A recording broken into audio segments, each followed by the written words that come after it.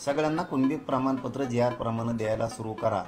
तुम्ही मजा बघतान, आज करू, उद्या करू, परदेशी करू, थांबून करू, बघू जमतंय का, तर तुमच्या नरड्यावर येईन बरं का विखे साहेब आणि फडणवीस साहेब। तुम्हाला दोघांना सांगतो, तुमच्या नरड्यावर येईल आणि मग म्हणताना आता पळा, तर पळायला जागा बी नाही, मग काम करायला जागा पण नाही।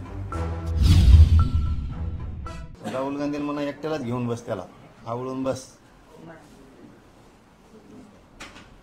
तुम्ही आता म्हणाले दिवाळीपर्यंत हैदराबाद गॅजेट लागू करा, अन्यथा पुन्हा आंदोलन, म्हणजे हे इशारा सरकारला वाटप करा म्हणतोय मी, लागू करा नाही म्हणून। हा वाटप, हां, हैदराबादच्या गॅजेटच्या प्रमाणे जो JR काढला त्याप्रमाणे मराठवाड्यातला सगळा मराठा हा कुणबी आहे। प्रमाणपत्र वाटप सुरू करा। पुन्हा पुन्हा तेच सांगतो, पुन्हा जर करायला आम्ही लागलो तर अवघड आहे आणि अवघड होईल सुद्धा। हे पण जाहीर असं सांगतोय मुख्यमंत्र्यांना आणि विशेष करून विखे साहेबांना सांगतो, जी प्रतिमा राज्यात तुमची तयार झाली तिला आता डागळू देऊ नका। मराठ्यांच्या नजरेतून विखे साहेबांनी आता उतरू नका। त्यामुळं मराठवाड्यातला सगळा मराठा कुणबी त्याचे प्रमाणपत्र द्या। यालाच जोडून एक विखे साहेबाला आणि फडणवीस साहेबांना सांगतो, संभाजीनगर आणि जालना जिल्हा हा पूर्वी एक होता, इथं 2,54,000 कुणबी होते। ते कुठं गायब केले जरा याचं उत्तर आम्हाला द्या। 39% कुणबी हा बीड जिल्ह्यात,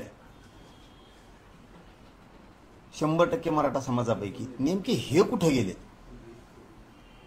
जवळपास 1,70,000 नांदेडकडे, थोडा मागं पुढे होईल आकडा। हे लोक गेले कुठं? हे गायब कुठं केले? हे कुणबी आहेत सगळे। जवळपास 1,02,000 परभणी जिल्ह्यात, हे कुणबी कुठं गेले?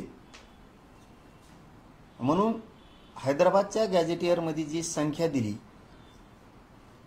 2.5 लाख जालना आणि संभाजीनगर, तर आत्ताचे हे मराठी तेच कुणबी आहेत। सगळ्यांना कुणबी प्रमाणपत्र JR प्रमाणे द्यायला सुरू करा। तुम्ही मजा बघतान, आज करू, उद्या करू, परदेशी करू, थांबून करू, बघू जमतंय का, तर तुमच्या नरड्यावर येईन बरं का विखे साहेब आणि फडणवीस साहेब। तुम्हाला दोघांना सांगतो, तुमच्या नरड्यावर येईल आणि मग म्हणताना आता पळा, तर पळायला जागा बी नाही, मग काम करायला जागा पण नाही। मग तुम्हाला मी विनंतीपूर्वक सांगतोय, हैदराबादच्या गॅजेटप्रमाणे मराठवाड्यातला सगळा मराठा कुणबी आहे, त्याचे प्रमाणपत्र द्यायला सुरुवात करा। बहाणे सांगू नका दिवाळीच्या आत। हेच तर अभ्यासक सांगतात तुम्हाला की हैदराबाद गॅजेटियर मध्ये फक्त संख्या आहे आणि हे शोधण्यासाठी, याचा दस्तऐवज शोधण्यासाठी सरकार 2 वेळा हैदराबादला जाऊन आलं। मात्र ना तालुका स्तरावरची माहिती सरकारकडे आहे, ना गाव पातळीची आहे, ना व्यक्ती पातळीची आहे आणि त्यामुळेच हैदराबाद गॅजेटियर मध्ये जे पुरावे द्यायचे आहेत नातेवाईकाचे, ते कुठून द्यायचे हा तर प्रश्न आहे मुळात। तुमच्याकडे बी अभ्यासक आहेत का? अभ्यासक तुमच्याकडे बी येतात? नाही, हेच तर सांगतायत अभ्यासक तुम्हाला, जे बोलतायत ते तुमच्या। हा ना, तेच म्हणलं तुमच्याकडे बी अभ्यासक येतं। बाय बाय बाय बाय, यादीच करावं लागेल का अभ्यासकाची आता? हे बघा, आज हे 4 तारीख बरोबर ना? 4च ना? आज 4 तारखेला आपण ह्या खोलीत, गॅलेक्सी हॉस्पिटलला, या खोलीत आपण आता 15 जण आहे। आत्ता 4 तारीख 2025 साली 2050 ला आपल्या 15 जणांची किमान 50 जण असतील, हे तुम्हाला मान्य करावं लागेल। तुमच्याच अभ्यासकाचं तुमचंच उत्तर तुम्हाला देतोय। तसं त्या काळी संख्या होती 2.5 लाख संभाजीनगर आणि जालन्यात। तुम्हाला तहसीलला काय पाहिजे? तुम्हाला माहिती कोणची गोळा करायची? याच्यापेक्षा गॅजेट काय सांगतंय? 2.5 लाख संभाजीनगर आणि जालन्यात होते, म्हणजे आत्ताचे संभाजीनगर जालन्यातले सगळे मराठी कुणबी आहेत। क्लिअर आहे ना? कोणचा अभ्यासक रे? कोण अभ्यासक काय याचं काय? इथला प्रत्येक जिल्ह्यातला जो कुणबी आहे त्या काळचा 1881चा 1901चा तो मराठा कुणबी आहे। जसं की या खोलीत आपण आता 15 आहेत, 20-25 वर्षांनी त्याचे 50 झाले। हे 15ला तर द्या. चला गॅजेट प्रमाणे चला, तुम्हाला सापडणार ना, आणि चला गॅजेट प्रमाणे 15ला द्या. उदाहरणार्थ 2.5 लाख संभाजीनगर जालना जिल्ह्यातल्या, चला द्या त्यांना. त्यांचा 67चा पुरावा घ्या पूर्वीचा आणि द्या त्यांना.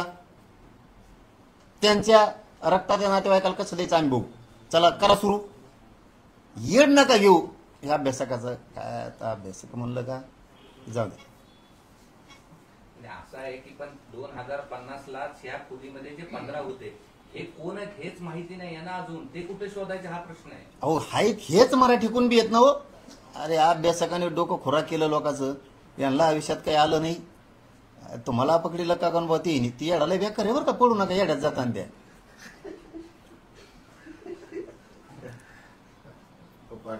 दुसरं एक आता बच्चू कडू असं म्हणाले की तुमच्या आंदोलनासोबत आंदोलन करण्याची त्यांची इच्छा आहे. ऑलरेडी ते आंदोलन करतायत शेतकऱ्यांच्या संदर्भात. काय झालं? शेतकऱ्यांच्या संदर्भात तुम्ही आंदोलन करणार असं घोषणा केली ना.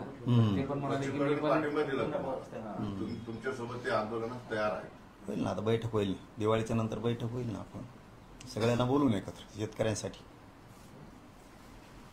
पण पाटील साहेब, शेतकऱ्यांचा एवढा मोठा प्रश्न आहे. सगळे प्रश्न असताना राज्य सरकार आय लव्ह मोहम्मद आणि आय लव्ह महादेव याच्यावर आता फार जास्त जो अमरावतीमध्ये परिस्थिती तणावपूर्ण झालेली या विषयावर सरकारला या सगळ्या गोष्टीसाठी लक्ष हटवण्यासाठी असं काही कुठं होण्याची शक्यता आहे? नाही लक्ष हटत नसतं. काय असतो एक नाद असतो लागलेला, आणि तेढ निर्माण करल्याशिवाय आपल्याला करमत नाही. अशा वृत्तीचे काही राजकीय नेते असतील.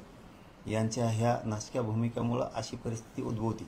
परंतु नेटानं आणि धाडसानं त्याला तोंड द्यायचं असतं. सगळ्या जाती धर्माच्या लोकांनी हपकायचं नसतं, घाबरायचं नसतं. संकट येत असतं, त्या संकटाला सामोरं जायचं धाडसानं. हे प्रत्येकानं आपण आपल्या रक्तात भिनून घेतलं पाहिजे. कुठं लय मोठे गँग आली म्हणून घाबरून बसायची गरज नाही. त्याला तोंड देणं सुद्धा गरजेचं आहे, तर ते बंद होईल. जर आपण त्याला तोंड नाही दिलं तर ते बंद होणार नाही. ते जास्त करत राहतील.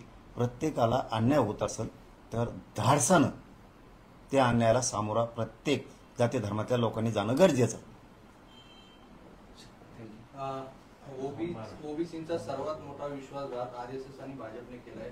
त्यामुळे ओबीसींनी स्वतःची लढाई स्वतः लढावी असं प्रकाश आंबेडकर म्हणाले. त्यांचं नारीचं काय समज. धन्यवाद. चला.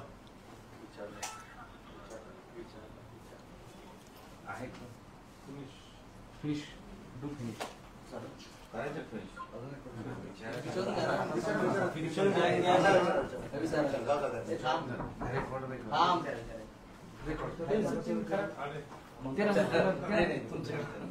लक्ष्मण हाकेंनी एक पोस्ट केली. लक्ष्मण हाके यांनी एक पोस्ट केली आणि त्यांनी सांगितलं की माझ्यावर 9 हल्ले झाले आणि 9 हल्ले करणारे हे जरांगे पाटलाच्या जवळचे. चला झालं की प्रश्न. चला.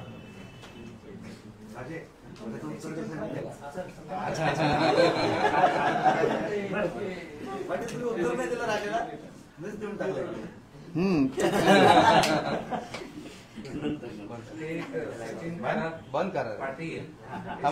सचिन खरात असं म्हणतात मनोज जरांगे पाटील यांनी 1994चा जी.आर. रद्द करावा अशा मागणी केली आहे. या मागणीचा पुनर्विचार करावा आणि 1974च्या जी.आरच्या बाजूने यावं.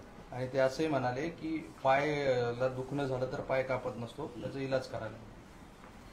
नाही मला नाही समजलं. म्हणजे 1994चं जी.आर. रद्द करण्याची जी तुम्ही मागणी केली आहे तर त्याला ते विरोध करतायत आणि असं म्हटलं या मागणीचा पुनर्विचार नाही. त्यांनी खरंच साहेबांनी एक गोष्ट लक्षात घ्यायला पाहिजे. राजकीय व्यक्ती डोळ्यासमोर ठेवून न बोलता आमच्यावरती काय